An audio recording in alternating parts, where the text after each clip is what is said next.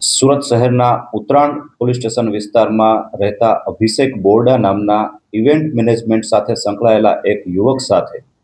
મુંબઈમાં રહેતા અનિંદા સિલ નામના એક આરોપી અને તેની કંપની દ્વારા છેતરપિંડી થયેલ હોવાની ઘટના અને તે અંગેની ફરિયાદ ઉત્તરાણ પોલીસ સ્ટેશન દાખલ કરવામાં આવેલ છે. સમગ્ર ઘટનાક્રમમાં ફરિયાદી અભિષેક બોરડાને આરોપી દ્વારા અરિજીત સિંઘ, જે ગાયક કલાકાર છે સુપ્રસિદ્ધ બોલિવૂડના, તેનો સુરત ખાતે અને નવસારી ખાતે ઇવેન્ટ કરવા માટે 1,41,00,000 જેટલી રકમ વિવિધ રીતે અને વિવિધ સમયે મેળવેલી, જેમાં લક્ઝરી હોટલોમાં રોકાવાના ખર્ચ, આવવા જવાની ફ્લાઇટોના ખર્ચ તથા એ સિવાયના નાના મોટા ઘણા બધા ખર્ચ ઉમેરી સેલિબ્રિટીની ફીસ અને આ તમામ બાબતની કુલ 1,41,00,000 રૂપિયા જેટલી રકમ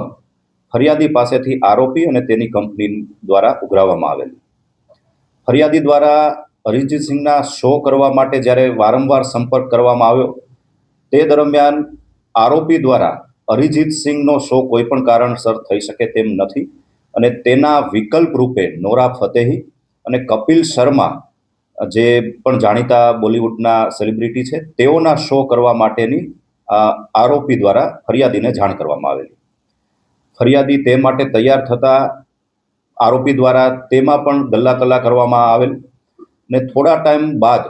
જ્યારે ફરિયાદી દ્વારા આરોપીની કંપની વિશે વિગત મેળવવામાં આવેલી,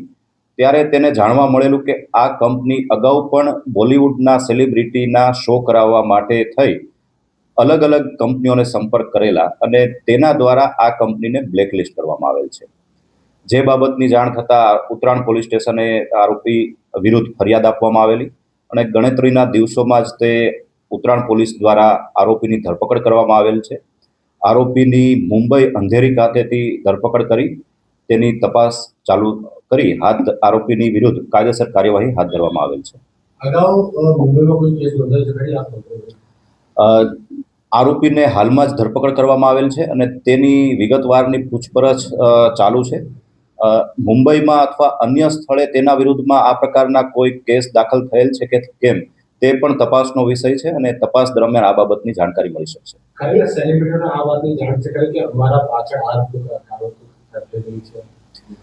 જે પ્રાથમિક પૂછપરછ હજી આરોપીની જે કરવામાં આવેલ છે, તે દરમિયાન આરોપીનો કોઈ પણ પ્રકારનો સંપર્ક સેલિબ્રિટી સાથે હતો નહીં, પરંતુ જે સેલિબ્રિટી છે કોઈ પણ વ્યક્તિ સાથે જે સેલ્ફી અથવા ફોટોગ્રાફ્સ લેતા હોય છે,